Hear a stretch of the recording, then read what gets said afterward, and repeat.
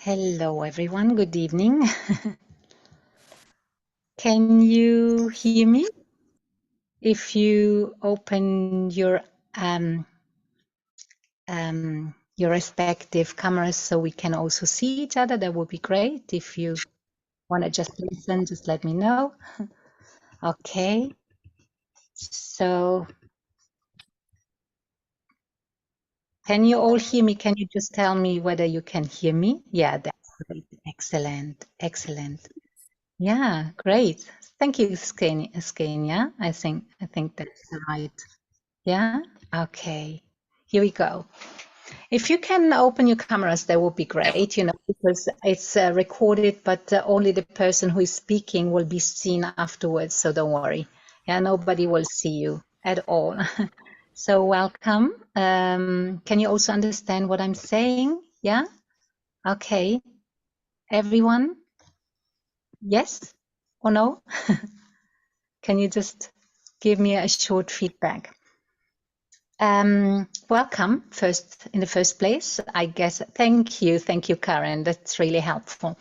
Thank you in the first place for joining this teaching, and we will hold more teachings in the future. But today our teaching will be on, how can we, thank you, Ashok, how can we support, how can you support, how can we support our children, to ensure a happy school life. And I think I wanted to open up, possibilities for you, and I would like to go into more depth. So I just wanted you to, first of all, know who I am. My name is Martina Jeromin, Dr. Martina Jeromin. I hold 2 doctorate degrees, and I'm the co-founder, CEO and designer of School Beyond Limitations, and I've been working in the field of education now for, I would say, for about 40 years. And that's I hold a doctorate in pedagogy. I also hold a doctorate in higher education management.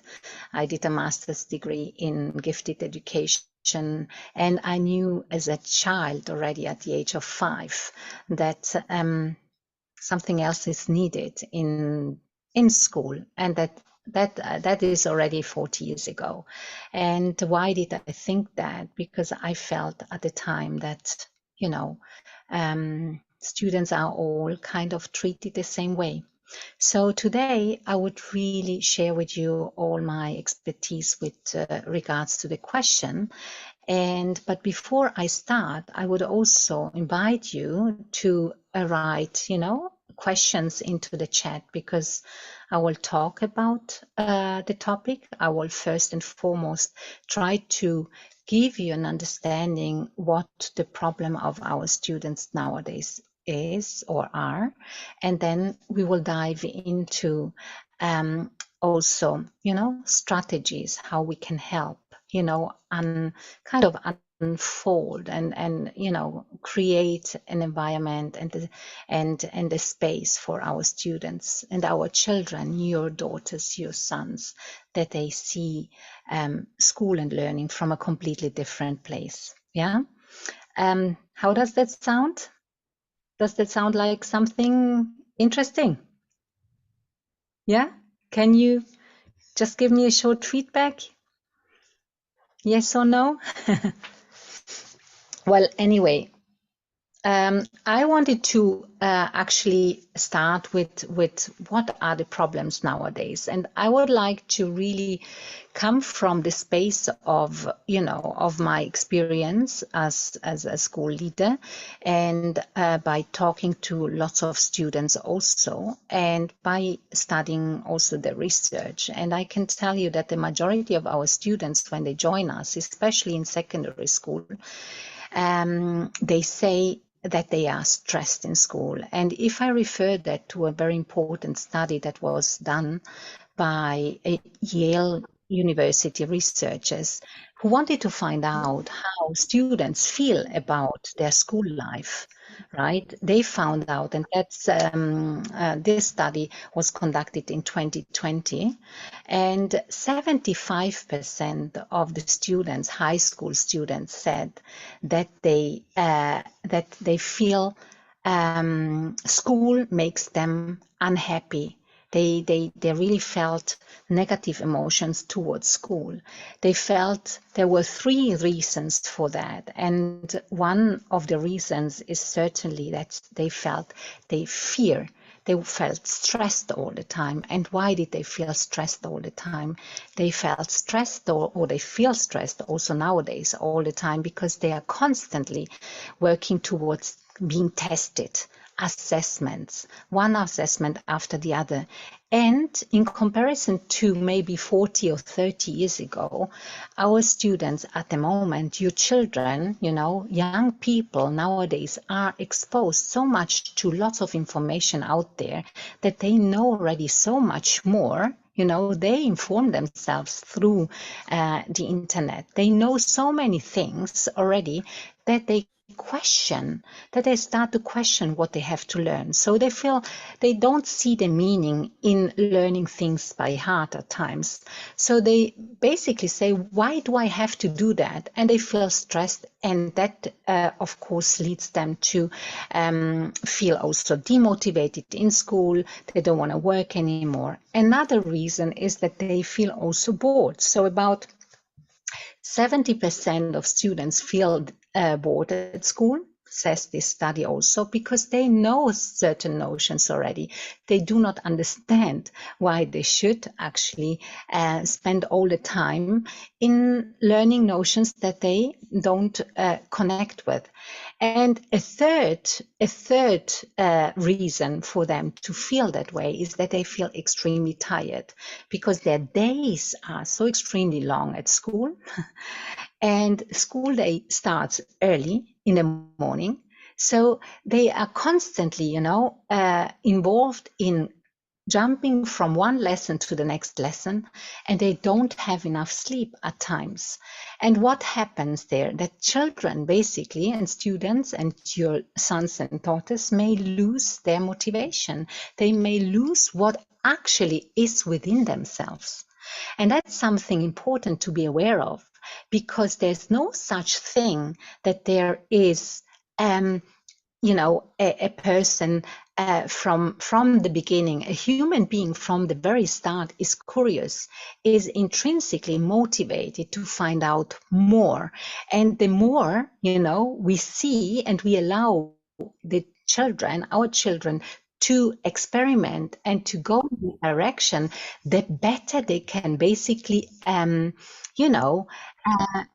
find out their own aspirations, their own interests, because we give them all these possibilities.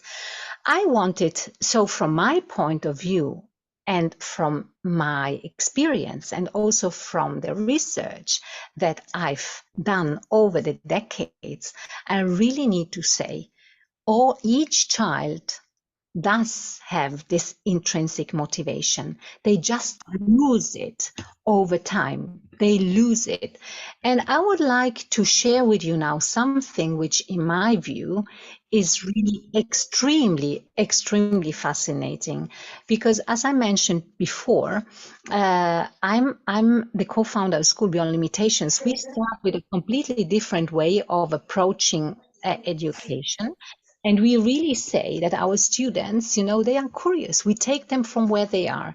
Now, I would like to share with you a very short video of a student of ours who joined School Beyond Limitations 2 years ago at the age of 3.5, and now he's 5.5. He will turn 6 in the summer, and he's now basically, constantly interested in what he is doing. So I just share this video with you because I think that's what he's constantly doing with his peers, sending them, something like that. And there you see, can you see this? Can you just tell me whether you can see it?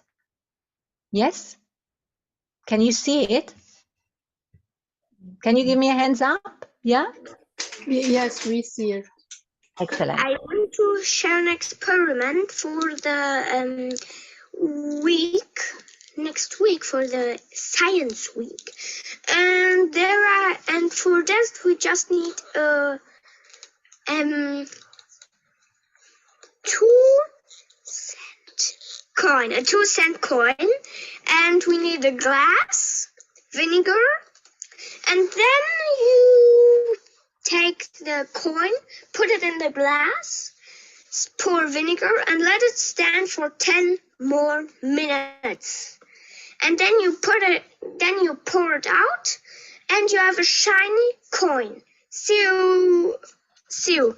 And yeah, if you want some more, you can just ask in the Cosmos chat. Bye.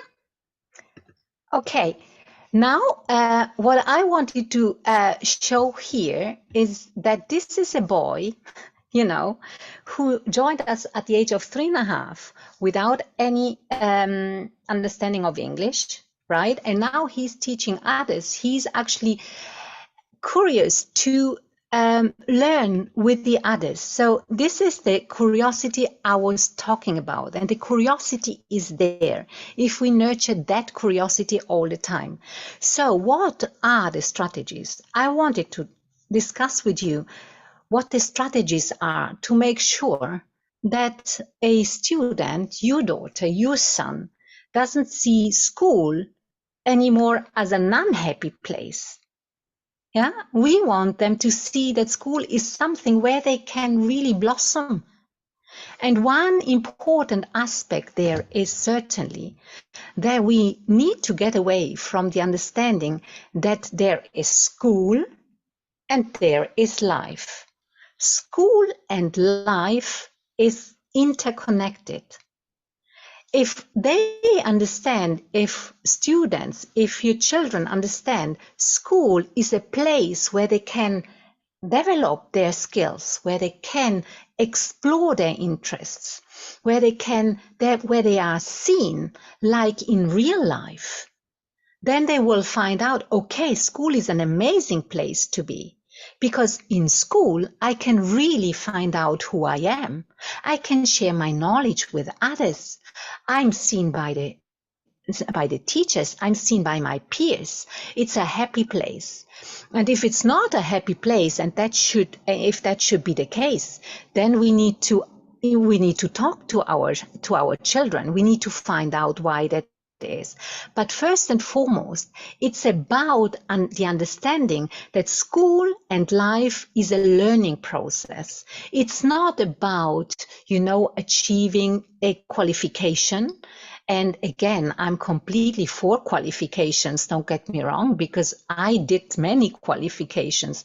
But it's not only that. It's about, first and foremost, understanding, am I going in my right direction? And am I seeing myself as a lifelong learner? And if my son, if my daughter sees me also as another person, as a learner, together with them, where I communicate with them, and not have you done this homework or have you done that homework, but what did you discover today? Or I would be interested in what you did. And I would be interested in what you are reading. And I would be interested in this and that. That's a completely different approach to, the understanding that learning is actually here and everywhere. And then there's not school, and that's a bad place. In school, I'm opening more up. School allows me to discover even more because I have more exposure to other people. So, and the notion also, as I said before, learning is really all the time. Already sitting here, I don't see you, I just see one person, but I know that there's an energy flow, going and going, transferring from one person to another. And that's something students feel. And this young man, that I've just shared with you the video with, you can feel even in, on the video that he's engaged, he's really curious about that. And if we encourage this curiosity to come out, if we show interest, if a student, if a daughter or son, shows me something, then as a parent, I show interest. Even if I may not be interested necessarily in a specific topic, but I show interest. I invite my son, my daughter, to show me more about it. I may go with my son and with my daughter to, I don't know, to look for a game that they are interested in, to go for books that they are interested in.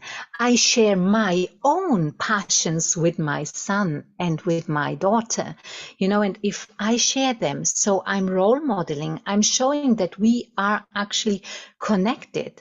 So it's getting away from this understanding there's the child and there's me, yeah, as an adult. It's a collaborative and shared learning experience where, which is very important to be aware of course, we are the guiding figures because we are the adult figures. We should not be hiding away from guiding them, from exposing, you know, our children towards new horizons, new topics, new experiences.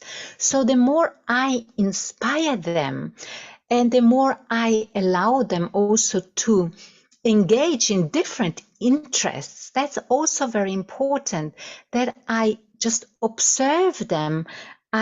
While I'm observing them, I'm seeing in which direction they are going as a mother, as a father, as an adult person, and I show them interest and I expand that interest by exposing them to more of that, to getting to know other people, social aspects, so they can get in contact with others. I remember, and I would like to share one story again. My own son, at the age of 7, he was exposed to an orchestra. He was listening to an orchestra of young people when he was only 7.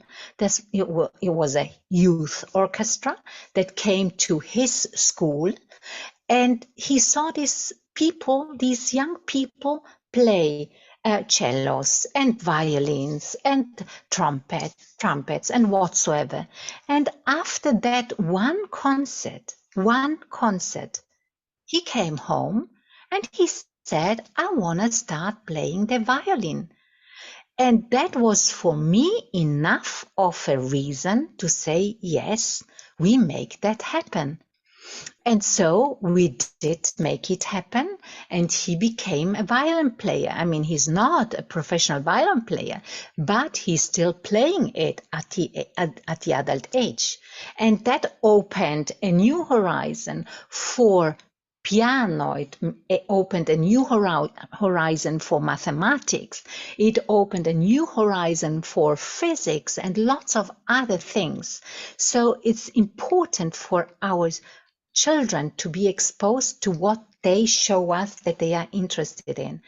And a very important thing that I also see very often happen nowadays, because we are all very busy, and don't get me wrong, that's completely okay. We are busy.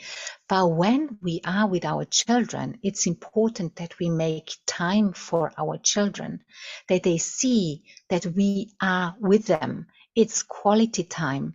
We take them, we see them, so that they feel, and not only feel, that they know that we see them, that we are interested in what they have to say. And it's not all about, you know, organizing their lives from the early morning when they get up to the late minute when they go to bed. It's not what we need to do. We don't need to organize the entire day, in the sense that, you know, the more activities there are, the better. It's not that. It's the activities that make sense, and that there is also space for just free play. It's free play also. It's moments where they can just discover themselves also, and that there is a balance between what is organized and what is planned, and also free play. And if there's a balance, then they start seeing themselves again. They don't have to rush from one appointment to the other. And don't get me wrong, I'm completely in favor of also, following up on the activities. I'm in favor of trying out, and then of being resilient and going along, not just stopping immediately. Because if I stop immediately with something, and there are lots of different types out there, we know that there are students who may immediately sense this is not for me, and you will feel it too, as a parent, as a mother, as a father. But usually it takes some time to understand whether, this is something for me or not. And if we listen into what our children have to tell us, then, then they will show us the way, and we will be the guide at their side. And I remember I introduced my son to hiking, for instance, at the age of 4. And hiking, as you may imagine, is something where you need resilience. And of course, you do it step by step. And you do not give up immediately. You just put it into chunks, and you give a kind of a direction. Now we walk for 10 minutes, and then we have a break, and then we have a moment of relaxation, and all of that. And then they gain, by doing it, they gain resilience and also kind of discipline. And that's so important. And if we ourselves show them by example, that we also try things out. We also do not know everything, but we are there to support them. We are there to also open the space for them without judging this is wrong or this is right, because I think that's an important element of it, that we do not, hold any expectations, because that's so important. Because if we hold an expectation immediately, my child will feel it. And I will show you a short extract of a sportsman who just won the Grand Slam. This sportsman, you may have, I don't know whether you are into tennis or not, but when he talked about his parents at the final outcome of the Grand Slam, when he said about his parents, I show it to you because I think that's something that we can learn so much from listening to that. And I just show you this short. He will first talk about his coaches and then about his parents. Yannick Sinner, who just won the Grand Slam. Can you see it? Can you just give me hands up, thumbs up? Ball kids, chair umpire, everyone who make this event so good. It's the Happy Slam. It's a very, very nice place to be in Europe. Is snow, and I'm where my parents are. It's minus 20 degrees in the morning, so it's better running in the sun here. So it's obviously a huge tournament for me, but I want to thank everyone for making this slam so special.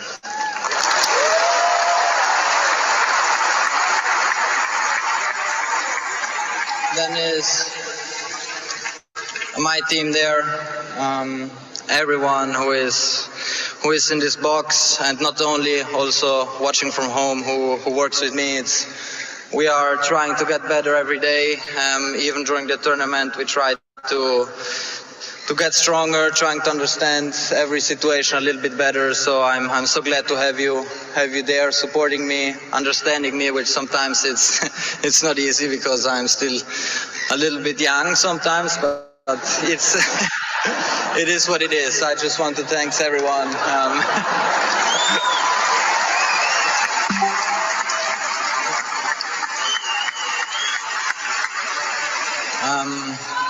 most importantly, the support has been crazy throughout the whole two weeks. You guys make me feel home. So thank you so much. It's a court with 15,000 people, but it feels like much more. So thank you so much for everyone.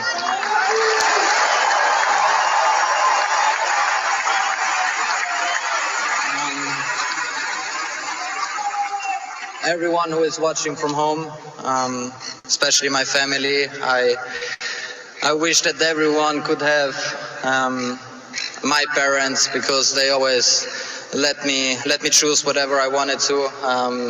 Even when I was younger, I made also some other sports, and they never put pressure on myself, and I wish that this freedom is possible for as many young kids as possible. So thank you so much for my parents.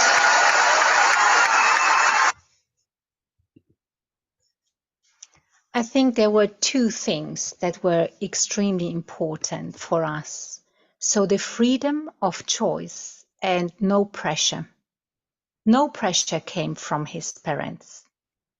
They allowed him to really try out everything, different sports. And they always just said, you do it. It's just a game. Even when he started, playing as a professional player, and of course at the beginning it wasn't always just winning. They never put any pressure. There was no, as I said before, there was never any expectations coming from the parents. The parents were there to support. The parents were there to guide. He also talked about his coaches, and that's also something that I said before. That's us as parents, but it's also us as educators. We are here to guide. They are still young. They still sometimes need a guide. That may be a motivational guide. That may be, you can do it. It's just a game. You can stand up again. Do you still like playing tennis? Do you still like doing it? Yes, I do. I'm just frustrated maybe because I lost the game. So, but if I take away the expectation, if I take away judging that this is now wrong and, my son or my daughter failed in this, then there is another kind of space there, another kind of understanding. And there comes in place a relationship that is uplifting, a relationship where my daughter and my son knows my parents are always at my side. And with my parents, I can talk about school. And if there are problems in school, if there were to be problems in school, then I can talk with my parents about that. But that's also something important. It's important that we are not, as parents, we are not judgmental when talking about school with our children. They will listen, and that we say we can solve this together. It's not about your teacher is wrong, or school is wrong, or this person is wrong, or that person is right. It's about listening, taking in, and finding out what is at the core of the problem, if there is a problem. And then, of course, if there is really a problem, let's say in school, because we talked about it before, we said that there are problems sometimes, especially in schools where there's so much pressure on our children. But then it's important that we talk with the teachers. We always keep being non-judgmental with our children, because the very moment I talk to my daughter, my son, badly about the school, badly about the teacher, in that specific moment, we can't repair it anymore. It's not repairable anymore. And by saying that, I don't want to say that we can't, look for a conversation with the school and a conversation with the teachers, but it has to be a respectful conversation, an appreciative conversation. And if no solution can be found, then of course, then maybe another solution needs to be looked for. Maybe it's not the right school. Maybe it's not the right place. And again, you know, traditional schools may be the right school for many, many, many children, but not for everyone. Not for everyone.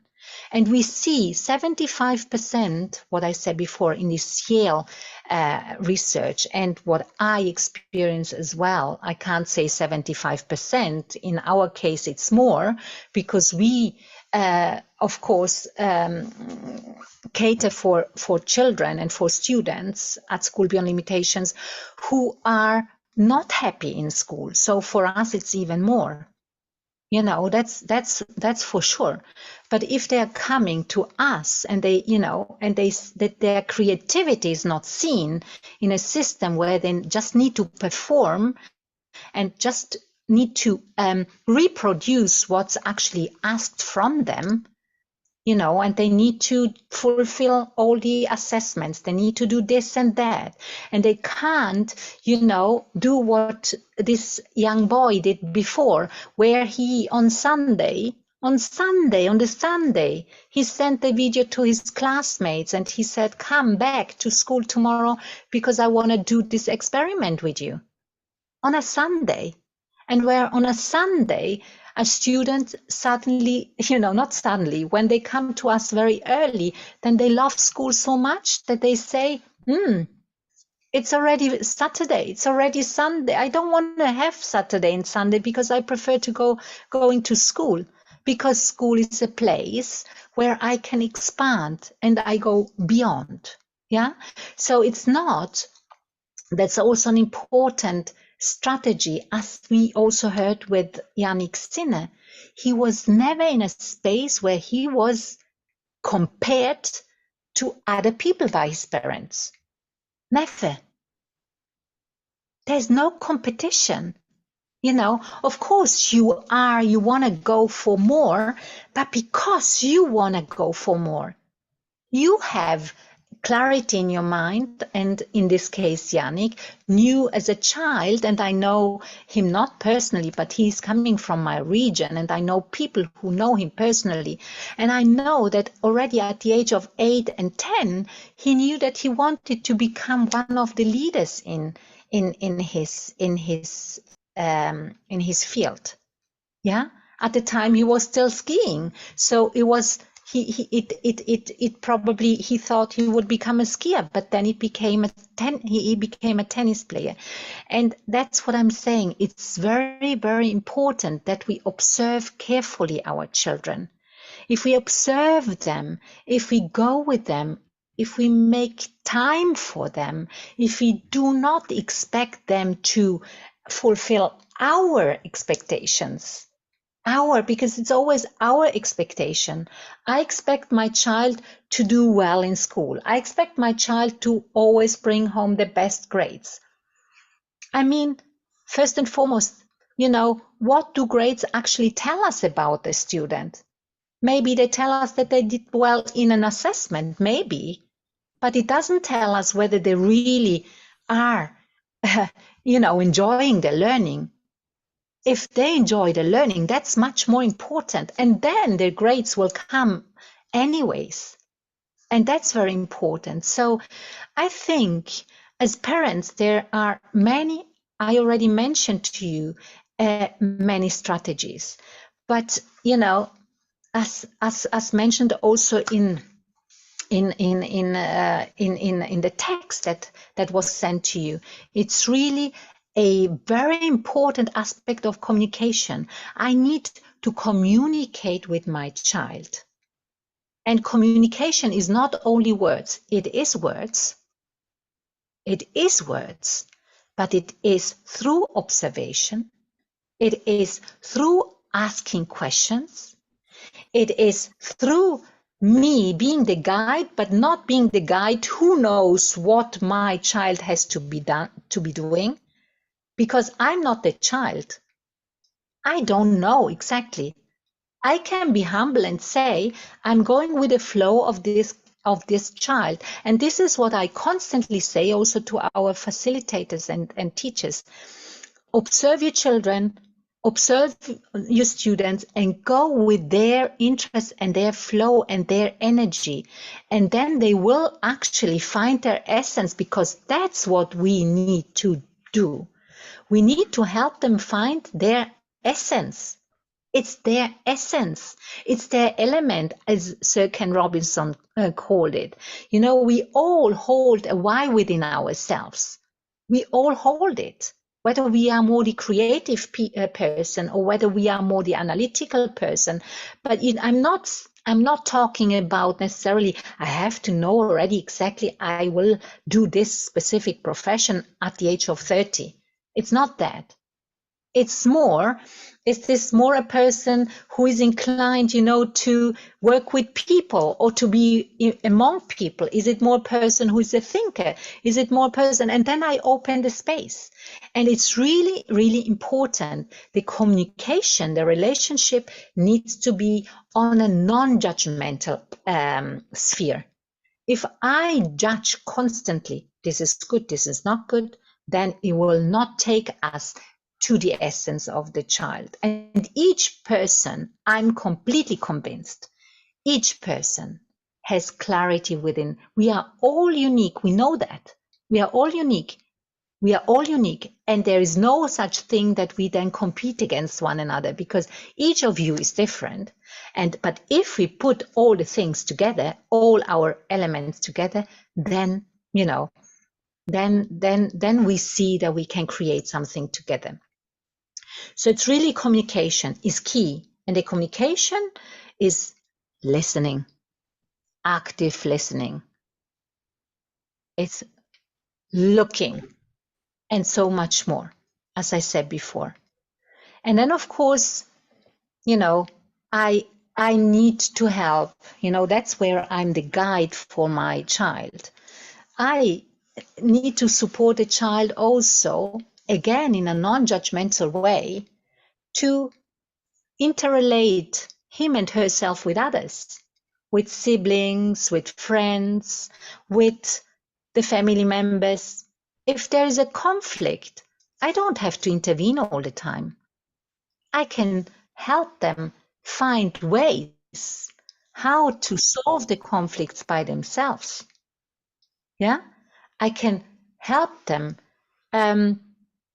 create solid relationships by, you know, again, being non-judgmental, by asking questions, by making them reflect, by asking them,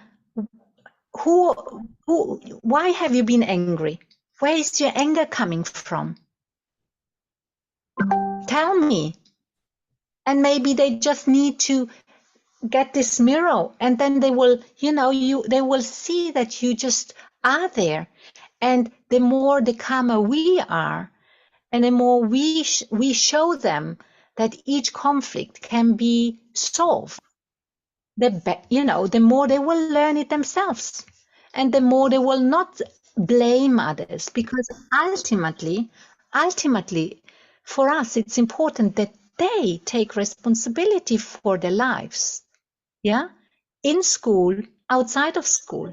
And taking responsibility in life means that I am able to solve each conflict, each issue, and I have my mother, my father at my side who help me find strategies for that, who listen. Again here, you know, listening. It's so important, active listening. What does my child have to say? What is it? But never get into the trap of blaming somebody else. Help your child be strong. Help your child say, you can speak out. If somebody is unkind to you, you can say, listen, this is not kind. I would like to be treated differently. I also treat you kind. So I would like you to also treat me in this way. Yeah. So I think this is something that we can teach our children every day by role modeling it in the family. Yeah, if there's a conflict in the family, I can ask myself, where is my responsibility? What can I do? Yeah. And the more we do that, the more you will see that your children will start to see that they are the artists of their lives. So it's really, really important, yeah, that we are aware of the power of parenting. Because parenting, we should not hide away from parenting, because we are the role models. We are the main role models for our children. The children will have other role models when they will become teenagers. Of course, then their role models will change. At the teenage age, we need to be aware that their role modeling will change into their peers. But if I have been a very strong parent before, a present parent, a parent who listened, a parent who didn't judge, a parent who opened the space, a parent who said school, whatever is in school is important because that's part of your life. And that's learning. You learn so much in school. There's no distinction between school and, and real life, because you can learn so much. And if you allow them to trial themselves out themselves, then you will see that they will be strong. They will undergo some waves when they are teenagers, of course, but they know that their parents are there. They know that their parents will always support them. They may have a tantrum. A tantrum is part of growing up. But if I do not judge that tantrum, if I understand where it's coming from, and if I'm just there as a mother, as a father, and I calmly show them, we'll talk about it when you are calmer. And then that allows us to show our children that we see them not only from an intellectual point of view, not only from a performance point of view in school, but we see them as an entire human being. We see them that they have emotions. We see that they are, their physical well-being. We see it holistically. And that's crucial.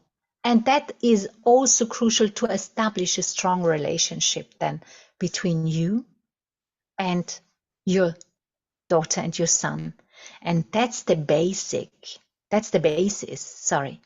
for a successful future.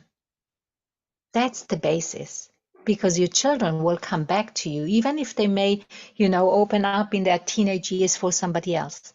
But you as parents are their driving force. You as parents, like Sina said, I would wish every child to have parents like mine. They were there. They allowed me to find out, to try out. They didn't judge. They supported. And they gave me this strong understanding. I'm seen. I'm there. I can come to them at any time. And if there is really a problem in school or wherever, they are the pillars in my life. And we will find solutions together. And that takes me to the last big aspect. And that's, as I said before, I discourage everyone to talk badly to your daughter, your son, about a bad experience in school with a teacher whatsoever. Do not judge them. Actively take part and collaborate with the teachers, with the school principal, whoever there is. And if you really see that there is no way that this is the wrong setting for your child. It can be. Not all the settings are the right settings. We need to be aware of that as well. I remember one of, well, there are so many different, examples I could bring, but I remember a former student of ours went to, after schooling, went to a university to study at a specific university and thought that was the right place for them. Yeah, thought really. And then already after 3 days, that person said, no, it's not the right place for me. And in that case, parents came to me and were saying, well, what shall I do now? The person already said to me, my child already says to me, it's not the right place. And I said, maybe not immediately take the person away, but give a little bit more time. Say, try it out a little longer.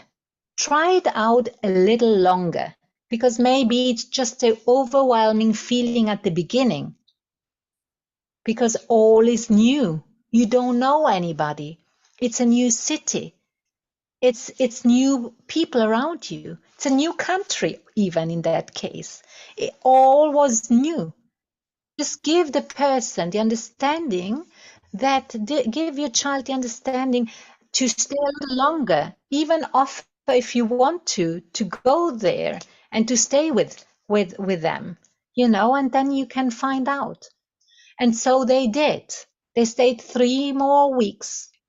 And after 3 more weeks, this person really came to the conclusion, no, that's not my place to be. And then they took another decision, and it was the right decision. Their child felt being seen by their parents. They strengthened their relationship. It was not a failure, because it helped the child find out that this was not the right place for them. And the child underwent another training afterwards. So it's really important that we always see that each situation, if we do not get into the trap of judging, allows us to grow and allows us to enrich our journey. And that's what I would like to emphasize again. So if you have any questions, so we talked about strategies, we talked about the problems in school, we talked about how we could help our children to, to live a fulfilled life in school. And I think that's key. School is an important part of your life.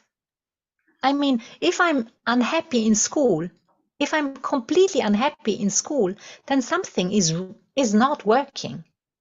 Then I need to really, really, really consider as a parent, is this the right environment, without talking badly, as I said before, about the school and about the teachers. I need to find out. And because it should be a fulfilling experience. It has to be a fulfilling experience.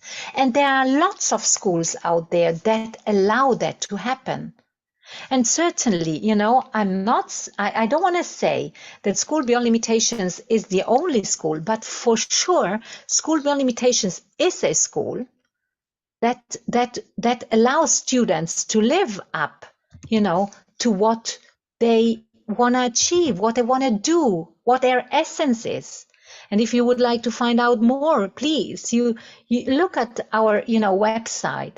We have a school that's a holistic school. I don't want to talk about School Beyond Limitations too much, but it's certainly a school where there's no judgment, where students learn to know themselves, to get inspired, to find out who they are, to to collaborate with peers and with parents and facilitators alike in order for them to reach their destination, their goals. We just had yesterday a meeting with our parents where we talked about what our students have achieved so far. We had students that who are studying at university, Oxford University, in the Netherlands, in Germany, in the Czech Republic. We have students who have become entrepreneurs, and who have not studied necessarily at high level education, but they are successful entrepreneurs. We have students who are writers. We have students who are musicians. We have lots of different students, and all of these students have their voice. Yeah, and that's something that is needed. It's not for everyone, but I think if your child, and I would like to get back to your son, your daughter, if you experience problems in school that are not resolvable, where you see it's the struggle is getting more and more, then I would do something about it without talking badly. I would just find other solutions. It doesn't have to be maybe a changing school, maybe just using the strategies. Yeah. But maybe at times, and I can talk from experience, students who come to us, they have experienced boredom because they are too fast. They are talented and are not seen. And if I have to repeat the same thing for 10 times, then you say, why am I doing that again? Yeah. If I am highly gifted, then I have to be nurtured. Yeah. And the same with students who have a creative vein, they need to have the space for that. And that's very important. Find out what is the reason. And because and this is what our students then, many or the majority or all of our students say at the end of the day, when they move from their setting where they were unhappy to us, they said, this is the best school ever because it feels free. Like Sina said, I always had the freedom to find out and to experience and to trial out. They feel free and they see that they are supported, where adults come into place and adults say, listen, you are not alone. Because of course there's also homeschooling, and you can homeschool and you can also unschool. However, there are also students who benefit from strong individuals at their side, who encourage them, who motivate them, who inspire them in such a way that they find their intrinsic motivation again. And I said it at the beginning, the intrinsic motivation may have gone lost. And I'm just thinking now of one of our students who got it lost. And only after a few months, we were able to unravel that again. So I really invite you to take that then seriously and to talk to your child about it. And and if you have any questions, please, you can also type a question into the chat, or you can just talk.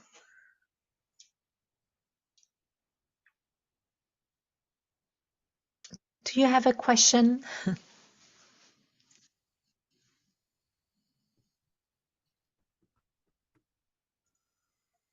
No questions? No questions. Well, maybe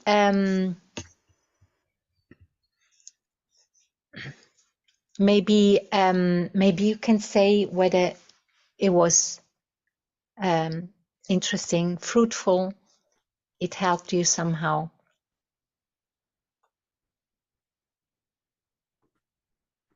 Yeah.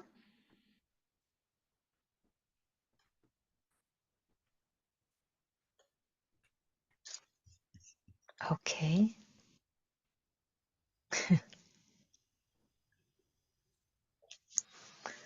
Well, then I would like to come to an end, and I hope that you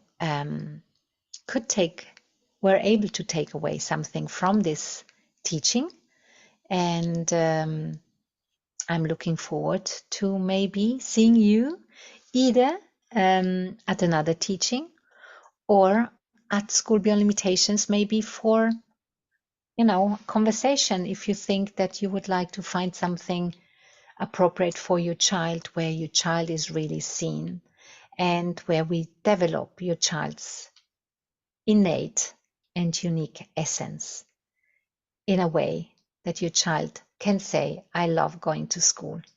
I really like school. And school is an enriching space where I can grow, and school and life are interrelated, are not different pair of shoes, because I'm learning all the time. I'm learning at school in collaboration with others, and I find it fascinating to learn in collaboration with others. And I feel seen, I feel supported, and yeah, and it's a nice journey that takes me, that elevates me, and that helps me also build a strong mindset where I go for my goal no matter what, because I know that my dreams and my goals are there for a reason, like Yannick Sinnes, did. And I think everyone can achieve that if we support, and if then the student at the other side also takes it on board and goes along with us. So thank you for joining. It's been a pleasure, and I wish you a nice evening. Thank you, Olga. Thank Xenia. you. You're welcome.